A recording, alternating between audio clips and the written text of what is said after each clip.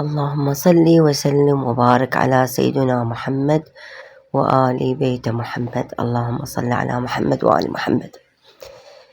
كل عام وانتم بخير يا ربي. شهر رمضان يتم علينا وعليكم بالصحة والعافية والخير والبركة يا الله. مثل ما تشوفون هذه الكيكة بالشوكولاتة طلبية.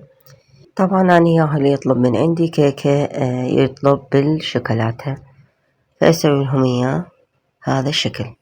فهنا عندي سويت لها دموع وخليت لها نقشات صغار نستلة، يعني ديكور سويت لها. وهنا هاي الدوائر النستلة تشوفوه كتبت عليها الأسماء. هاي عندي نستلة أذوبها وقالب عندي دائري أخليها بالفريزر أجمدها واكتب عليها الأسماء. حبيت أغير هالمرة بالكيك.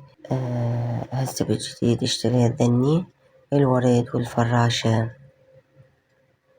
قلنا نسوي تغييرات. وهذه كيكة الثانية البارحة بالليل سويتها، هم طلبية عندهم عيد ميلاد. طبعا الشاشة تظلم الكيكة والله، بالحقيقة شكل الكيكة فتشي يخبل.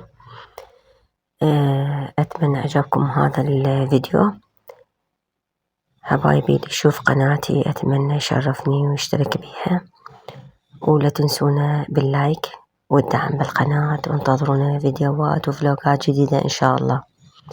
مع السلامة حبايب قلبي، باي باي.